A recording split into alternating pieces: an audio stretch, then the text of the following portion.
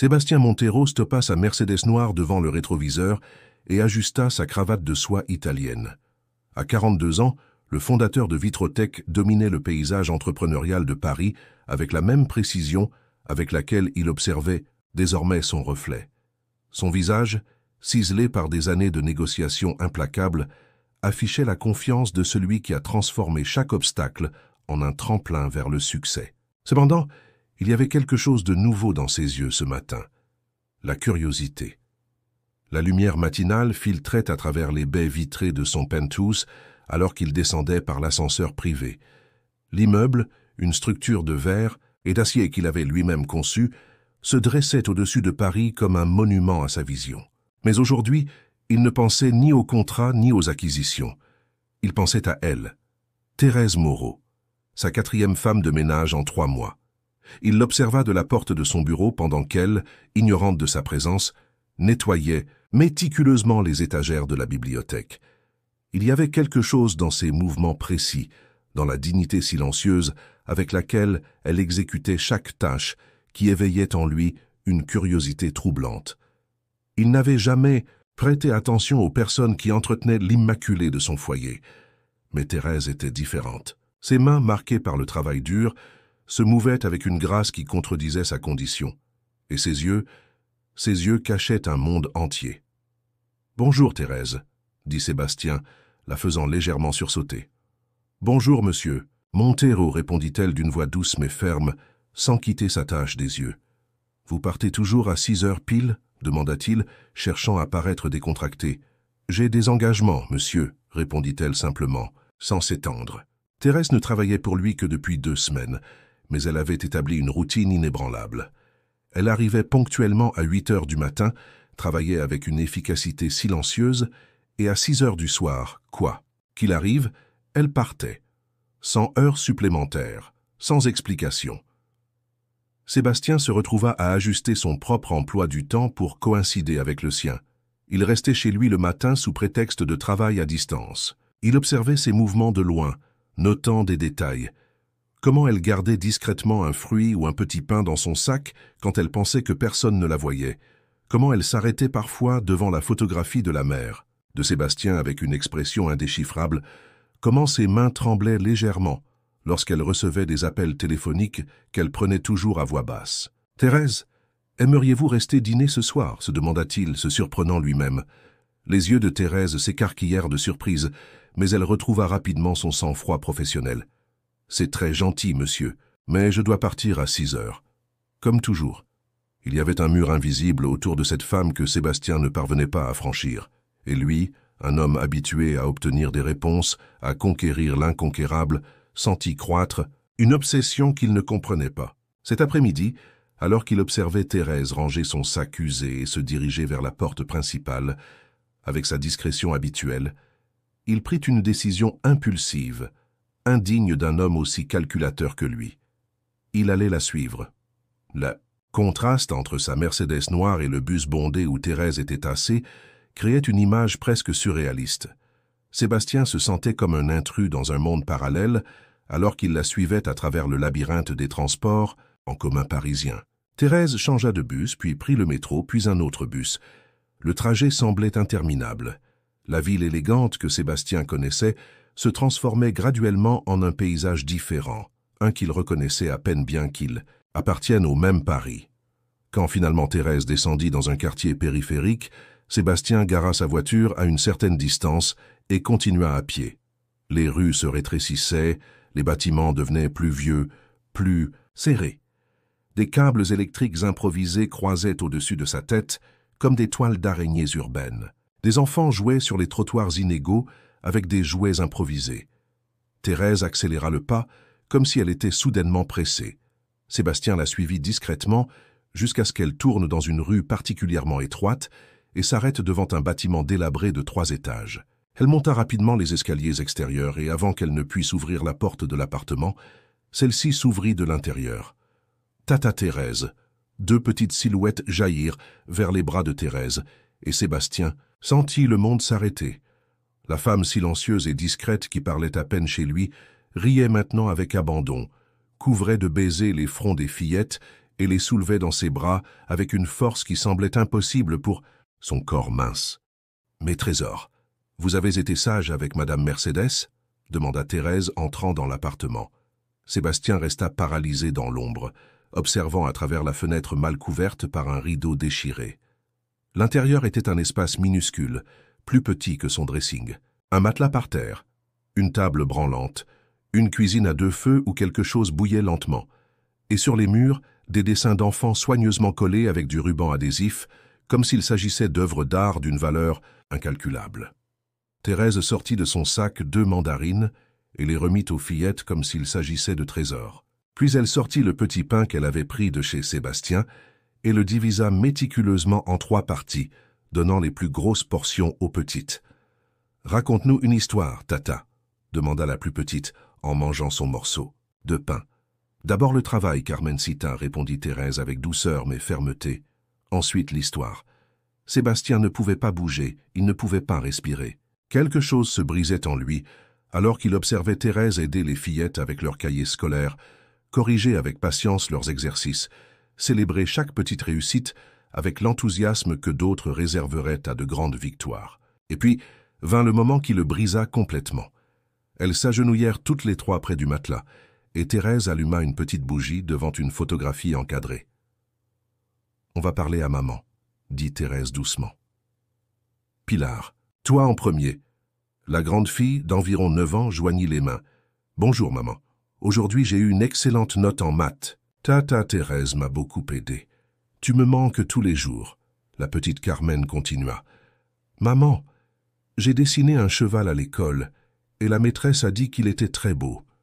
Je l'ai gardé pour quand tu viendras nous voir. » Finalement, Thérèse parla et sa voix se brisa. « Isabelle, ta Pilar te ressemble de plus en plus chaque jour. Elle a ta force, ton sourire. Carmen a ta créativité. Je prends soin d'elle du mieux que je peux, sœur. Donne-moi la force de continuer, d'être suffisante pour elle. » Sébastien recula comme s'il avait reçu un coup physique. Il retourna à sa voiture, sentant que chaque pas l'éloignait d'une vérité trop puissante, trop réelle, comparée à l'existence aseptisée qu'il avait construite pour lui-même. Cette nuit-là, dans son penthouse de verre et de solitude, Sébastien Montero, l'homme qui pouvait tout, qui avait tout, pleura pour la première fois depuis la mort de sa mère. Si vous appréciez l'histoire, écrivez 5 dans les commentaires. Et abonnez-vous pour plus de vidéos comme celle-ci. Sinon, écrivez 0. Cela m'aide à créer un contenu encore meilleur pour vous. Continuons.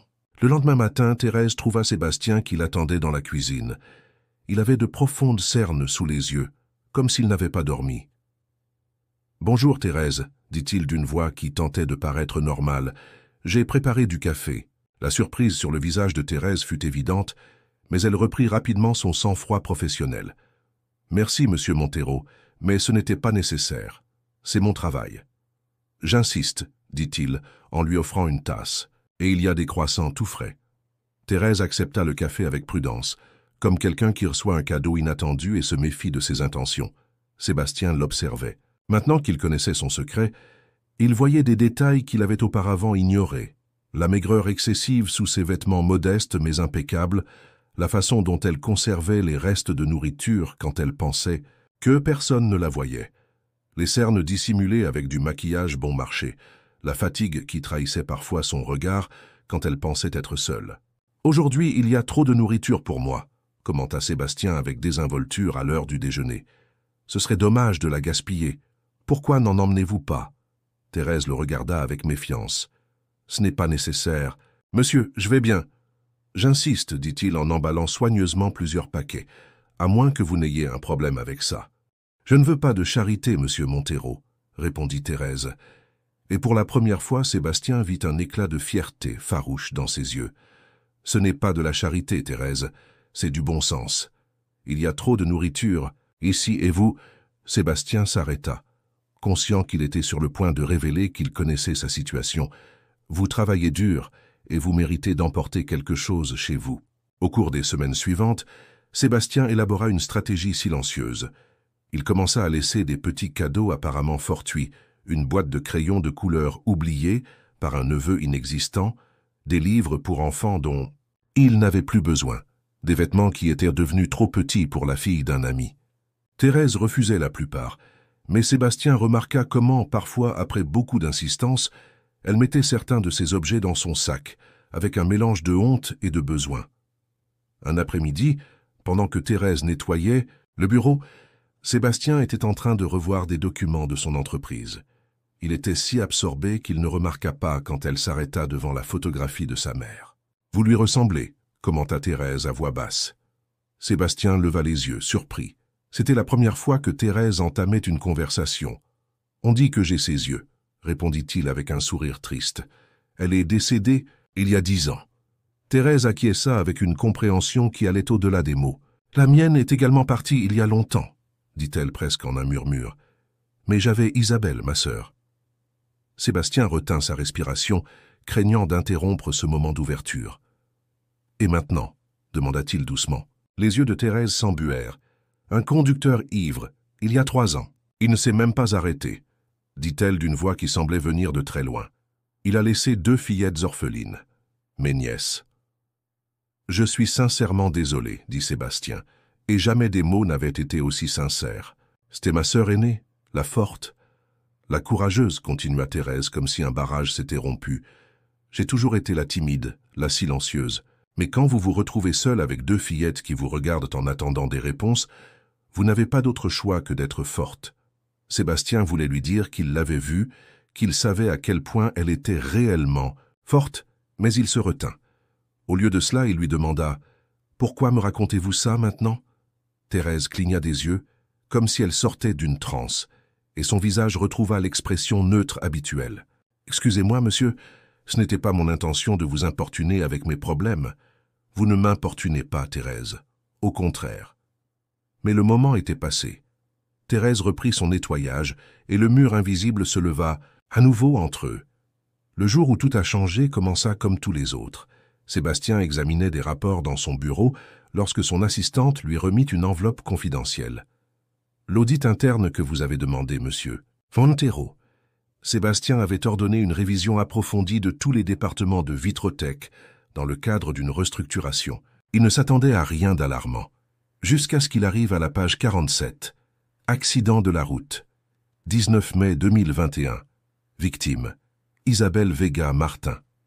Le cœur de Sébastien s'arrêta. Le rapport détaillait comment l'un de ses cadres, Francisco Heredia, avait renversé une femme alors qu'il conduisait en état d'ébriété. L'entreprise avait étouffé l'incident pour protéger son image, indemnisant la famille avec une somme ridiculement faible par le biais d'intermédiaires anonymes, en veillant à ce qu'il ne puisse jamais remonter à Vitrotech. Et Sébastien avait signé l'autorisation de paiement, sans poser de questions, faisant confiance à son équipe juridique. Le cadre travaillait toujours pour lui. Sébastien le voyait tous les jours. Il lui serrait la main. Pendant ce temps, Thérèse nettoyait l'appartement où vivait l'homme qui avait tué sa sœur et s'était enfui sans se retourner. Il se sentit physiquement malade. Il courut aux toilettes et vomit. Quand il se regarda dans le miroir, il ne reconnut pas l'homme qui lui renvoyait son regard. Cet après-midi, alors que Thérèse s'apprêtait à partir, Sébastien la retint à la porte. « Thérèse, j'ai besoin de vous dire quelque chose. »« Je suis désolé, monsieur, mais je dois partir. Les fillettes... » « C'est à propos d'Isabelle. » Thérèse se figea. « Que savez-vous de ma sœur ?»« Tout, » dit Sébastien, sentant que chaque mot pesait comme du plomb. « Je vous ai suivi il y a quelques semaines. J'ai vu vos nièces. J'ai vu ce que vous faites pour elles. » L'expression de Thérèse passa du choc à l'indignation. « Vous m'avez espionné ? Avec quel droit ? » « Avec aucun, » admit Sébastien. C'était impardonnable. Mais aujourd'hui, j'ai découvert quelque chose de pire, quelque chose que vous devez savoir. Il lui montra le rapport. Il vit comment Thérèse pâlit en lisant, comment ses mains commencèrent à trembler, comment les larmes tombaient sur le papier, floutant l'encre. « L'homme qui a tué Isabelle travaille pour moi, » dit Sébastien, sentant que chaque mot le brûlait. « Et moi, j'ai signé l'autorisation pour étouffer l'affaire. Je ne connaissais pas les détails, je vous le jure, mais ce n'est pas une excuse. J'aurais dû poser des questions. J'aurais dû savoir. » Thérèse resta silencieuse pendant si longtemps que Sébastien pensa qu'elle n'avait peut-être pas entendu. Quand elle finit par parler, sa voix était à peine un murmure. « J'ai nettoyé sa maison, » dit-elle. « J'ai préparé son repas. J'ai lavé ses vêtements. pendant que l'assassin de ma sœur dînait à votre table. Thérèse, je suis tellement désolé. Vous croyez que ça change quelque chose? Demanda Thérèse, et sa voix ne contenait pas de rage, mais une douleur, si profonde que Sébastien sentit comme si on lui transperçait le cœur. Vous croyez que votre argent peut arranger ça? Non, répondit Sébastien, rien ne peut l'arranger. Mais je peux essayer de faire ce qu'il faut maintenant. J'ai présenté les documents au juge ce matin. Francisco sera poursuivi. La vérité éclatera, même si cela signifie que Vitrotech coule. Et j'ai créé un fonds éducatif pour vos nièces. Ce n'est pas une compensation, c'est le minimum que je puisse faire. Thérèse le regarda avec une expression que Sébastien ne put déchiffrer. Pourquoi maintenant? Pourquoi ça vous importe soudainement? Sébastien n'avait pas de réponse toute faite, il n'avait que la vérité. Parce que je vous ai vu, dit-il simplement. Je vous ai vu avec elle. J'ai vu ce que vous faites chaque jour. Et je me suis rendu compte que j'ai vécu toute ma vie sans réellement voir personne. Thérèse prit son sac et se dirigea vers la porte. « J'ai besoin de réfléchir, dit-elle. Ne vous attendez pas à me voir demain. » Et elle partit, laissant Sébastien avec la certitude qu'il venait de perdre quelque chose qu'il n'avait jamais vraiment eu. Cette nuit-là, lorsque les appels d'un ami désespéré interrompirent son sommeil, Sébastien sut qu'il ne dormirait plus jamais tranquille. Kinge, le concierge de son penthouse, l'informa que Thérèse s'était évanouie à l'arrêt de bus. Le froid de mars, sa mauvaise alimentation et la fatigue accumulée avaient eu raison de son corps. Sébastien conduisit comme un fou jusqu'à l'hôpital public où on l'avait emmenée. Il la trouva dans une salle commune, branchée à une perfusion, le visage plus pâle que jamais. « Les filles » fut la première chose que dit Thérèse en ouvrant les yeux et en le voyant. « Elles sont seules ?»« Elles ne sont pas seules, » répondit Sébastien. « J'ai envoyé Ange pour les chercher. Elles sont dans la salle d'attente avec lui. Elles sont inquiètes, mais ça va. » Thérèse ferma les yeux, soulagée. « Pourquoi vous faites tout ça ?» demanda-t-elle, la formalité oubliée entre eux. « Parce que vous m'êtes cher, » répondit Sébastien. « Vous et elle. Vous m'êtes plus cher que tout ce que j'ai jamais eu. » Thérèse ne répondit pas, mais une larme solitaire coula sur sa joue. Ce fut un tournant, un élan vif et qui, avec beaucoup de passion, traversa la poitrine de Sébastien et l'entraîna dans un abîme d'incertitude. Qu'était-il arrivé dans sa vie pour qu'une femme de ménage et ses 2 nièces orphelines l'aient ainsi ému? Il ne pouvait pas le comprendre, mais il ne pouvait pas non plus le nier. Dans les jours qui suivirent, pendant que Thérèse se remettait chez elle, Sébastien embaucha une infirmière pour l'assister et s'assura que les filles ne manqueraient pas l'école. Lorsque Thérèse retourna au travail, quelque chose avait changé entre eux. Ce n'était pas de l'amour, pas encore. C'était quelque chose de plus fondamental, le respect mutuel. Le procès contre Francisco commence la semaine prochaine, l'informa Sébastien un après-midi. Je veux que vous sachiez que je témoignerai contre lui, même si cela détruit ma réputation. Thérèse le regarda longuement. Vous le feriez vraiment?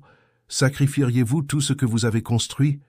Ce que j'ai construit ne signifie rien, si c'est fondé sur la souffrance de personnes comme vous et vos nièces, répondit Sébastien. De plus, je ne sacrifierai pas ce qui compte vraiment. Et qu'est-ce qui compte vraiment, Sébastien? C'était la première fois que Thérèse l'appelait par son prénom. Les gens, répondit-il, les liens. Quelque chose que je n'ai jamais compris avant de vous voir prier avec Pilar et Carmen.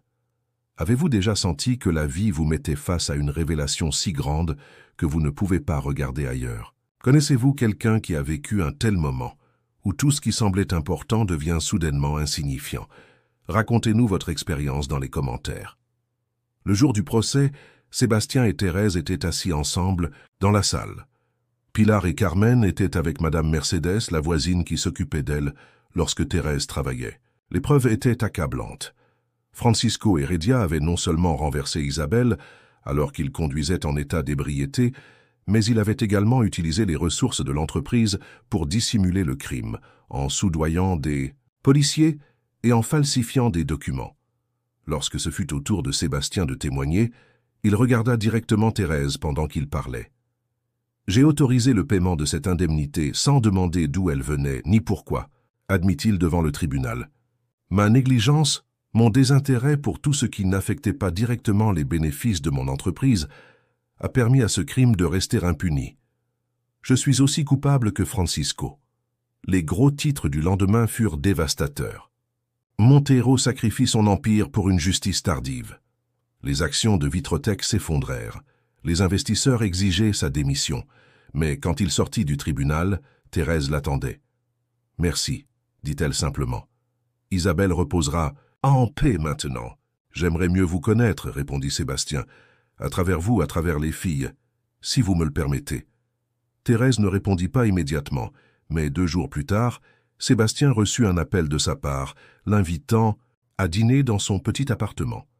Quand il arriva, il trouva la table mise avec le meilleur que Thérèse pouvait offrir.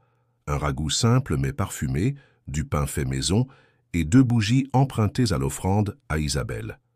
Pilar et Carmen le regardaient avec curiosité depuis le coin où elle jouait avec les crayons de couleur qu'il leur avait offerts. « Alors, c'est vous le patron de Tata Thérèse » dit Pilar, avec la franchise de ses 9 ans. « Est-ce vrai que vous vivez dans un château de verre ?» Sébastien sourit, ressentant une chaleur qu'il n'avait pas ressentie depuis des années. « Ce n'est pas un château, c'est juste un très grand appartement et très vide, » répondit-il avec sincérité. « Vous n'avez pas d'enfant » demanda Carmen, la plus petite. « Non, » répondit Sébastien. « Je n'ai jamais eu le temps de fonder une famille. »« C'est très triste, » trancha Carmen avec une sagesse qui démentait ses 7 ans. Tout le monde devrait avoir une famille. Le dîner fut simple, mais plus satisfaisant que n'importe quel banquet dans les meilleurs restaurants de Paris.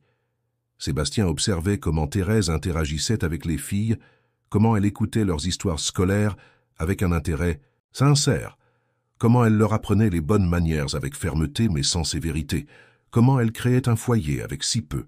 « Vous leur avez donné plus que beaucoup de parents avec toutes les ressources du monde, » lui dit-il quand les filles furent allées se coucher. « Je leur donne ce que je peux, » répondit Thérèse. « Parfois, ce n'est pas suffisant. »« C'est plus que suffisant, » insista Sébastien. « Vous leur enseignez ce qui compte vraiment, quelque chose que je n'ai jamais appris avant de vous connaître. » Pour la première fois, il vit Thérèse sourire sans réserve, sans le poids du monde sur ses épaules. Et à ce moment-là, il sut qu'il ferait n'importe quoi pour voir ce sourire tous les jours. Les semaines suivantes apportèrent des changements dramatiques. Sébastien démissionna de son poste de PDG de Vitrotech, ne conservant que des actions suffisantes pour assurer sa subsistance et le fonds éducatif pour les filles. Il vendit son penthouse et acheta un appartement confortable près d'un parc, avec 3 chambres et un balcon où il installa des plantes. À Thérèse, il ne proposa pas un travail mais une société. Ils ouvriraient ensemble une petite librairie-café dans le quartier. « Je ne veux pas de votre charité, » lui dit Thérèse lorsqu'il lui proposa l'idée. « Ce n'est pas de... » « La charité, » répondit Sébastien. « C'est mon salut. J'ai besoin de construire quelque chose de réel, quelque chose de significatif. Et je ne peux pas le faire seul. » Thérèse accepta non par nécessité mais par choix. Quelque chose naissait entre eux, quelque chose qui n'avait pas encore besoin de nom. La petite librairie, elle, ouvrit ses portes en automne. Thérèse sélectionnait les livres. Sébastien s'occupait des comptes, et ensemble ils transformèrent le local en un espace accueillant, où les enfants du quartier venaient lire après l'école. Pilar et Carmen couraient entre les rayons, aidant à ranger, apportant des tasses de chocolat chaud aux clients. « Je n'aurais jamais imaginé que je finirais par vendre des livres au lieu de fabriquer du cristal, » commenta Sébastien un après-midi alors qu'ils fermèrent la boutique. « Je n'aurais jamais imaginé que je finirais par être associé de l'homme le plus riche de Paris, » répondit Thérèse avec un sourire. « Ex-homme le plus riche, » corrigea Sébastien. « Et je crois que j'ai gagné au change. » La première fois que Sébastien embrassa Thérèse, ce fut dans l'arrière-boutique de la librairie, entouré de caisses de livres fraîchement arrivés. Ce fut un baiser doux, presque timide, si différent de l'assurance avec laquelle il avait géré tout le reste de sa vie.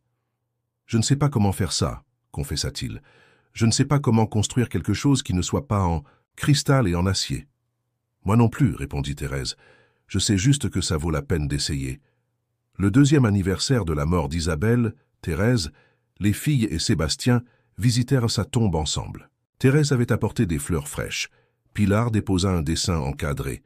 Carmen laissa une petite poupée qu'elle avait elle-même fabriquée. Et Sébastien, après un moment d'hésitation, déposa les documents qui prouvaient que la justice, bien que tardive, était finalement arrivée. Francisco Heredia avait été condamné à 8 ans de prison. « J'espère que tu es en paix, Isabelle, » dit Thérèse, s'agenouillant devant la pierre tombale. Tes filles grandissent fortes et courageuses, comme tu le voulais. Et nous ne sommes plus seuls. » Sur le chemin du retour, tandis que les filles somnolaient sur la banquette arrière de la voiture, Sébastien prit la main de Thérèse. « Tu crois qu'un jour tu pourras me pardonner complètement ?» demanda-t-il à voix basse. Thérèse le regarda avec ses yeux qu'il connaissait maintenant si bien, qui avaient vu tant de souffrances et qui conservaient encore la capacité de regarder l'avenir avec espoir. « Je l'ai déjà fait, répondit-elle. Je ne pourrais pas vous aimer si je ne vous avais pas pardonné. C'était la première fois que l'un d'eux prononçait le mot « amour ». Il flotta entre eux comme une promesse, fragile, mais inébranlable. La vie vous a-t-elle déjà surpris en vous montrant que votre véritable famille pourrait être quelqu'un que vous n'auriez jamais espéré rencontrer? Avez-vous trouvé des liens significatifs dans les endroits les plus inattendus? Partagez votre expérience dans les commentaires. La demande en mariage arriva 1 an plus tard, non pas avec une bague en diamant ni un dîner luxueux, mais avec une boîte en carton que Sébastien posa sur la table du petit déjeuner un dimanche matin. « Qu'est-ce que c'est » demanda Thérèse, curieuse. « Ouvre-la » répondit Sébastien, visiblement nerveux. À l'intérieur, il y avait 3 clés dorées, chacune avec une étiquette. Thérèse, Pilar, Carmen. « Des clés » demanda Thérèse, perplexe. Sébastien s'agenouilla maladroitement, bien loin de l'exécutif sûr de lui qu'il avait été autrefois. « Ce sont les clés de notre foyer, expliqua-t-il, de la maison que j'ai achetée hier. Elle a un jardin pour que les filles jouent, une grande cuisine comme vous l'avez toujours voulu, et un bureau pour que vous puissiez lire tranquillement. Mais ce ne sera un foyer que si vous acceptez de le partager avec moi. En famille. » Thérèse ne put retenir ses larmes. Les filles qui avaient espionné depuis la porte de la cuisine coururent vers eux. « Ça veut dire qu'on peut déjà t'appeler papa ?» demanda Carmen, avec l'innocence de ses 8 ans tout juste accomplis. Sébastien sentit son cœur s'arrêter. Il regarda Thérèse, attendant sa réaction. « Si ta tante est d'accord, » répondit-il d'une voix étranglée, « ce serait le plus grand honneur de ma vie. » Thérèse prit les mains de Sébastien entre les siennes. Ses mains qui avaient autrefois été séparées par un abîme de classe et de circonstances, maintenant entrelacées dans une promesse. « Oui, dit-elle simplement. »« À tout. » Le mariage fut simple dans le jardin de leur nouvelle maison. Il n'y eut pas de grands entrepreneurs ni de politiciens, juste les voisins du quartier, les clients habituels de la librairie et Madame Mercedes, qui pleura plus que tout le monde. Pilar porta les alliances et Carmen éparpilla des pétales de fleurs sauvages cueillies ce matin-là. Au premier rang, ils placèrent une photographie d'Isabelle, pour qu'elle soit, d'une certaine manière, présente ce jour-là. La vie qu'ils construisirent ensemble n'était pas parfaite, mais elle était authentique. La librairie prospérait modestement. Sébastien découvrit un talent pour raconter des histoires qui attiraient les enfants du quartier chaque vendredi après-midi. Thérèse organisait des clubs de lecture pour les femmes du voisinage, dont beaucoup, comme elle l'avait été, étaient invisibles pour le monde. Un soir, alors qu'ils observaient les filles jouer dans le jardin, Thérèse demanda « Est-ce que tu regrettes parfois ta vie d'avant ? Les voyages, le pouvoir, la reconnaissance ?» Sébastien contempla Pilar qui apprenait à Carmen à faire une roulade sur la pelouse, leurs rires emplissant l'air comme de la musique. « Parfois, la sécurité de savoir exactement qui j'étais et ce qu'on attendait de moi me manque, admit-il. Mais ensuite, je pense à combien j'étais vide, à comment je pouvais tout avoir et n'avoir rien réellement. » Thérèse appuya sa tête contre l'épaule de Sébastien. « Et maintenant ? Maintenant, j'ai tout, répondit-il, et j'ai peur de le perdre. » « Tu ne le perdras pas, assura Thérèse. Nous avons construit ça ensemble, brique par brique. Ce n'est pas en cristal. » Francisco Heredia sortit de prison 6 ans après le début de sa peine, pour bonne conduite. Sébastien et Thérèse l'apprirent par les journaux. Cette nuit-là, aucun des deux ne put dormir. « Et s'il essayait de nous contacter ?» demanda Thérèse, exprimant la peur qu'ils ressentaient tous les deux. « Nous affronterons ce qui viendra ensemble, » répondit Sébastien, comme toujours. Une semaine plus tard, Thérèse revenait de la librairie quand elle vit un homme qui l'attendait devant la porte de sa maison. Elle le reconnut immédiatement malgré les années. Francisco Heredia, plus mince, les cheveux grisonnants, avec le regard de celui qui a tout perdu. Son premier réflexe fut de fuir, mais ensuite elle pensa à Isabelle, aux filles, à Sébastien, à tout ce qu'ils avaient construit. Elle ne fuirait pas. C'était sa maison, sa vie. « Madame Montero », dit Francisco lorsqu'elle s'approcha. Je voulais juste vous parler quelques minutes. Je n'ai rien à vous dire, répondit Thérèse fermement. Je le sais, dit-il. Je voulais juste vous dire que je suis désolé. Que pas un jour ne passe sans que je pense à votre sœur, au mal que j'ai causé à tout le monde. Je n'espère pas le pardon. Je voulais juste que vous le sachiez. Thérèse le regarda longuement, cherchant dans son visage le moindre indice de fausseté. Elle ne trouva que du remords et de la honte sincère. « Je prierai pour vous, dit-elle finalement, comme je prie pour Isabelle. Le reste est entre les mains de Dieu. » Lorsque Francisco partit, Thérèse rentra chez elle, s'agenouilla près du lit et pleura. Non pas de tristesse, mais d'une libération dont elle ignorait avoir besoin. Lorsque Sébastien arriva et la trouva ainsi, il s'alarma. « Que s'est-il passé ?» demanda-t-il en l'embrassant. « Nous nous sommes libérés, » répondit Thérèse, « tous les deux. La remise de diplôme de Pilar au collège fut un jour de célébration. À 18 ans, elle était devenue une jeune femme brillante, avec la détermination de sa mère et la compassion de sa tante. Elle avait obtenu une bourse pour étudier le droit, inspirée par la recherche de justice qui avait marqué son enfance. « Maman serait si fière !» dit-elle en embrassant Thérèse après la cérémonie, « et papa aussi. » C'était la première fois qu'elle appelait Sébastien papa directement.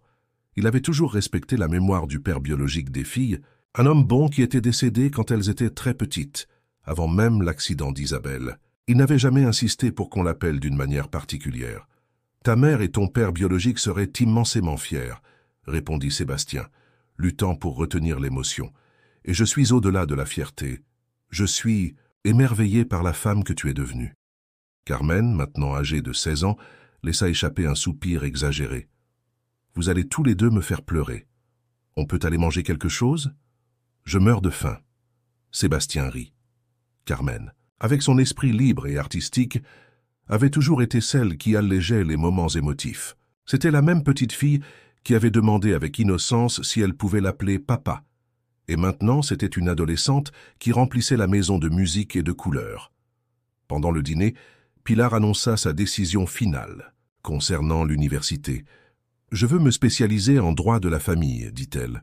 Je veux aider les enfants comme Carmen et moi à trouver des foyers où ils peuvent être aimés. » Thérèse prit la main de sa nièce. « Isabelle serait si fière de toi, mon amour, tellement fière. »« Je sais, » répondit Pilar.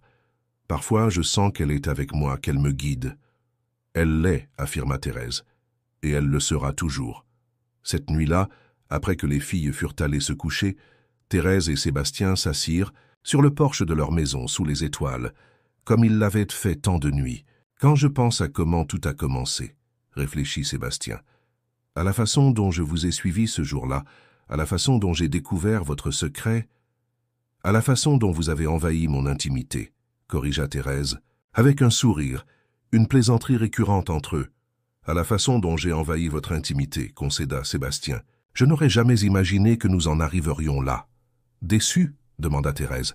« Émerveillé, répondit-il, que quelque chose d'aussi beau puisse surgir de tant de tragédies. » Thérèse regarda vers la fenêtre où dormaient ses nièces, maintenant ses filles dans tous les sens qui comptaient. « C'est ça la vie, n'est-ce pas? La douleur et la beauté tissées si étroitement qu'on ne peut parfois pas distinguer l'une de l'autre. » Un dimanche matin, 5 ans plus tard, toute la famille se réunit pour un petit déjeuner spécial. Carmen avait été acceptée à l'école d'art qu'elle désirait tant. Pilar, déjà avocate, venait de gagner sa première affaire importante, défendant une mère célibataire qui se battait pour la garde de ses enfants. « Je propose un toast, » dit Sébastien, en levant sa tasse de café, « aux femmes extraordinaires de cette famille, qui m'ont appris le vrai sens de la force. » Et « à l'homme extraordinaire, » ajouta Pilar, « qui a eu le courage de changer, d'apprendre, d'aimer. »« À la famille, » dit Carmen, « celle qu'on choisit, celle qu'on construit. » Thérèse observait la scène avec une plénitude qu'elle avait autrefois cru impossible. Son esprit voyagea brièvement vers ce jour lointain où un homme arrogant l'avait suivi dans les rues de Paris, où tout semblait perdu, où le poids d'élever ses nièces menaçait de l'écraser. « Aux chemins inattendus, » dit-elle à voix basse, « aux secondes chances, à l'amour qui transforme, et ainsi dans cette cuisine pleine de lumière et de rire, dans cette famille construite sur les fondations de la perte mais fortifiée par l'amour et la persévérance, Sébastien et Thérèse comprirent que le véritable succès ne se mesure pas en richesse matérielle ni en pouvoir, mais dans la capacité à créer un foyer où les gens se sentent en sécurité, aimés et libres de grandir. Un après-midi, Thérèse trouva Sébastien dans le jardin en train d'installer une balançoire pour leurs futurs petits-enfants. Il avait l'air paisible, les mains calleuses à force de travailler, si différentes des mains immaculées de l'exécutif qu'il avait été. « Tu sais quel jour on est aujourd'hui » lui demanda Thérèse. « Bien sûr, répondit Sébastien avec un sourire. Il y a exactement 10 ans que je vous ai suivi chez vous. » Thérèse s'assit à côté de lui, entrelaçant ses doigts aux siens. « La meilleure intrusion de vie privée. De l'histoire, plaisanta-t-elle. « La meilleure erreur que j'ai jamais commise, répondit Sébastien. Ils regardèrent ensemble vers leur foyer, vers la vie qu'ils avaient construite sur les cendres de la tragédie. Une vie imparfaite mais authentique.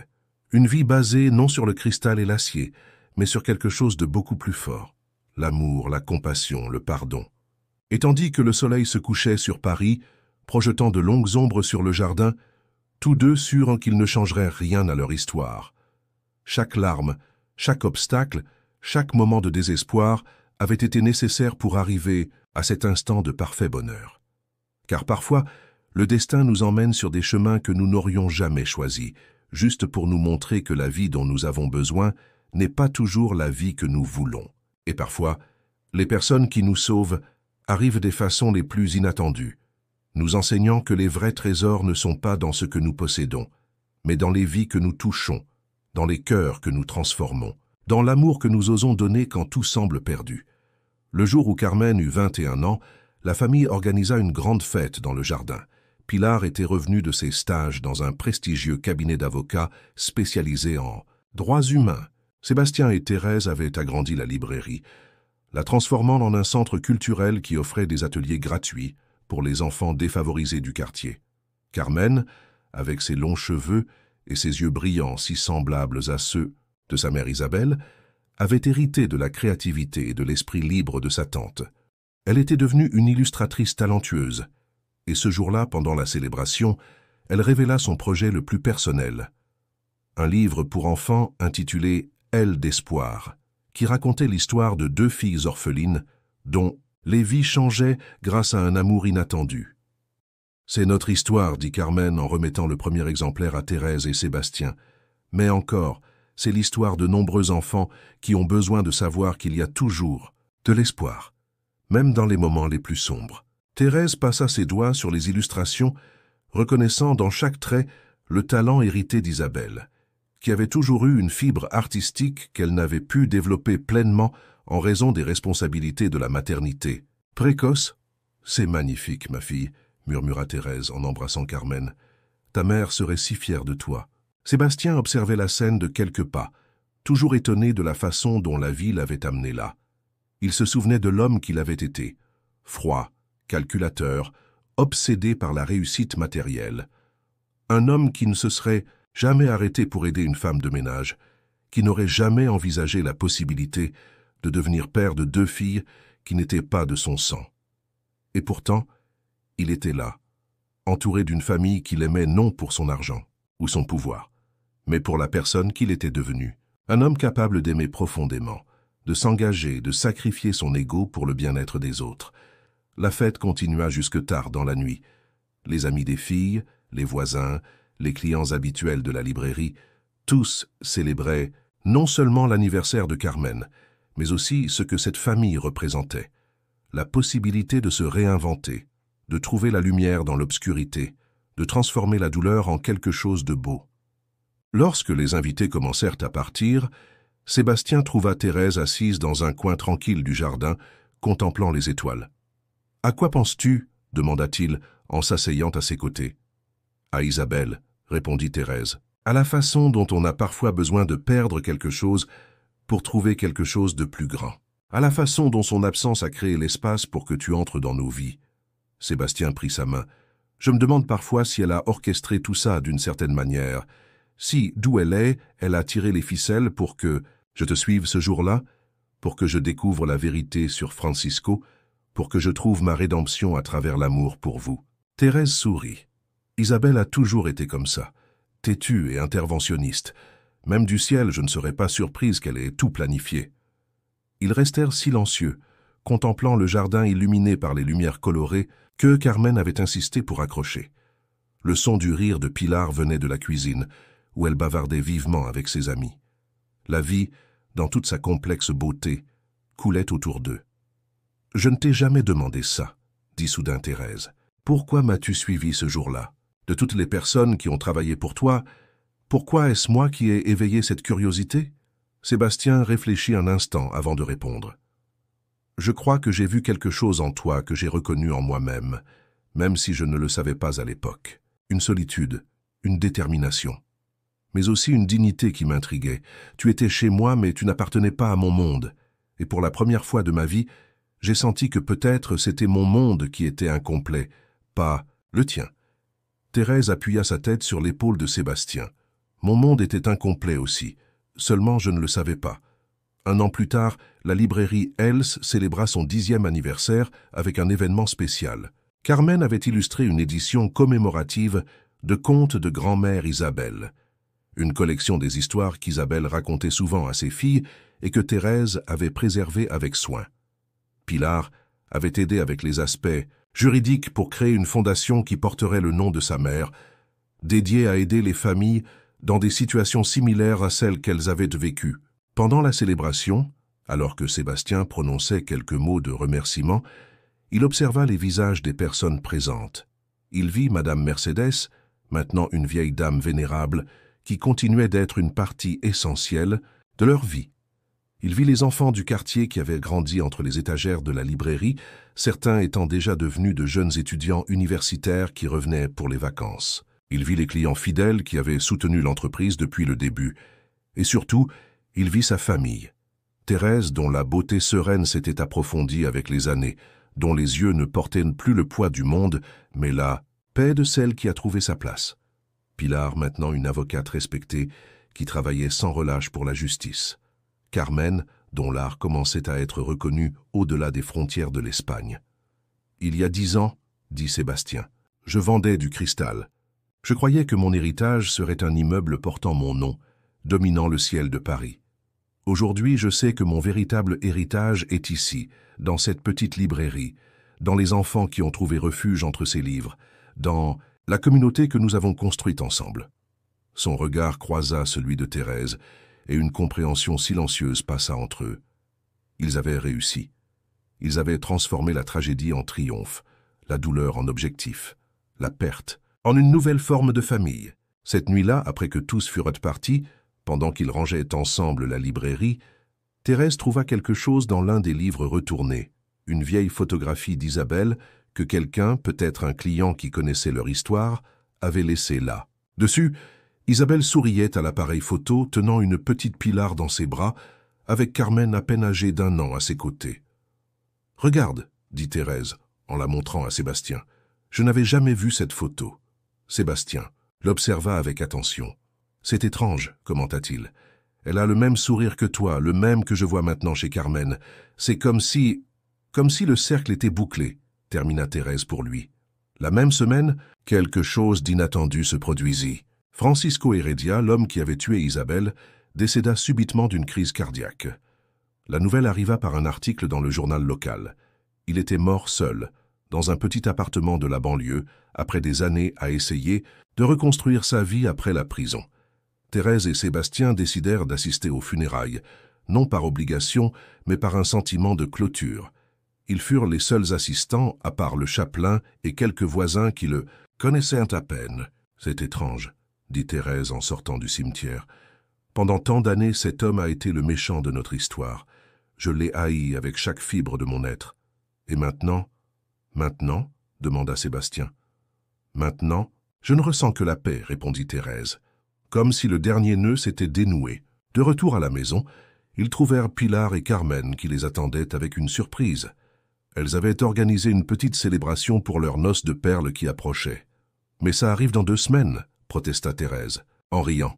« On ne pouvait pas attendre, » répondit Carmen. « En plus, on a des nouvelles. » Les nouvelles se révélèrent être que Carmen avait été sélectionnée pour illustrer une importante série de livres pour enfants et que Pilar avait accepté un poste de conseillère juridique dans une ONG internationale. Ces filles s'envolaient avec leurs propres ailes, fortes et indépendantes, exactement comme Isabelle l'aurait souhaité.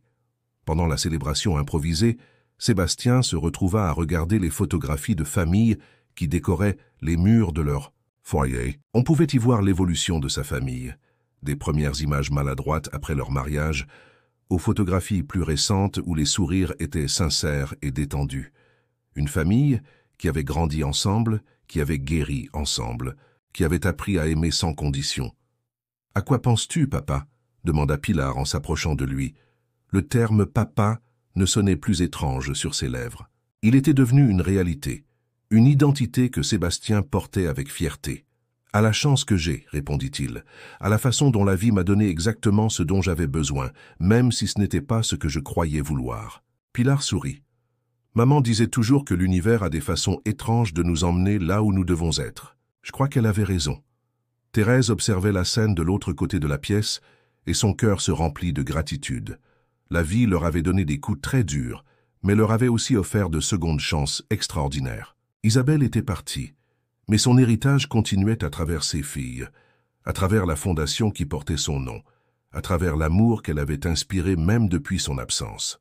Et Sébastien, l'homme qui avait un jour été prêt à tout sacrifier pour la réussite professionnelle, avait trouvé un but beaucoup plus profond dans la paternité, dans l'amour pour Thérèse, dans la création d'un espace où les enfants du quartier pouvaient rêver de mondes meilleurs.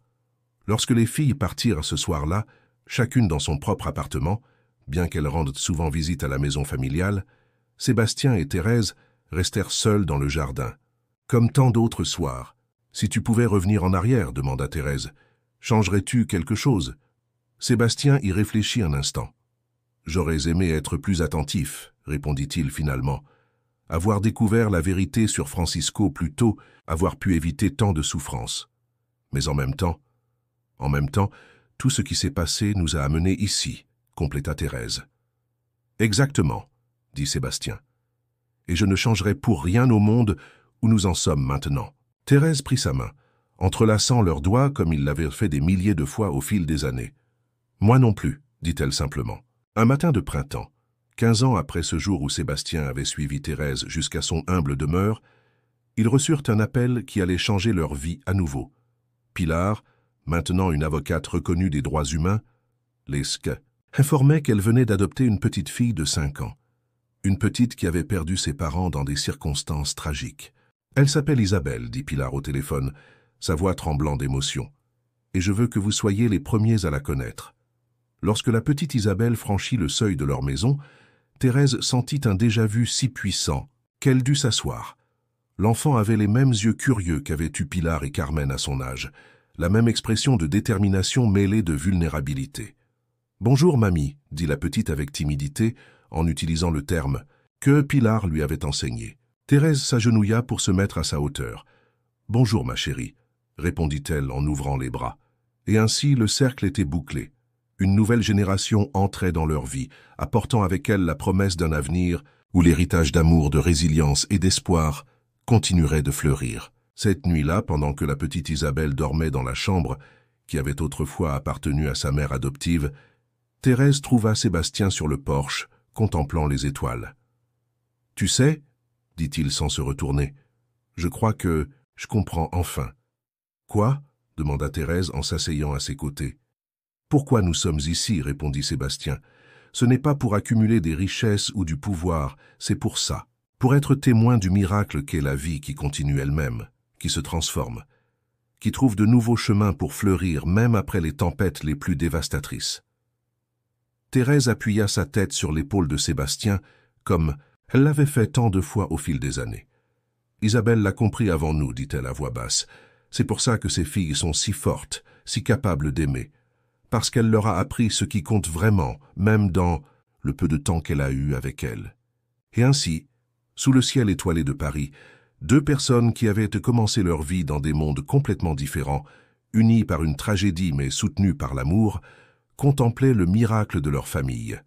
Une famille, non, définie par le sang, mais par le choix conscient de s'aimer et de se soutenir mutuellement à travers toutes les tempêtes de la vie. Car au final, ce ne sont pas les bâtiments de verre et d'acier qui définissent notre héritage, mais les vies que nous touchons, les cœurs que nous transformons, et l'amour que nous laissons derrière nous quand notre temps dans ce monde arrive à sa fin. Et en cela, Sébastien et Thérèse avaient trouvé leur véritable richesse. Félicitations! Écrivez 9 dans les commentaires pour que je sache que vous êtes restés jusqu'à la fin avec moi. Merci d'avoir regardé et à l'histoire de demain sur cette même chaîne.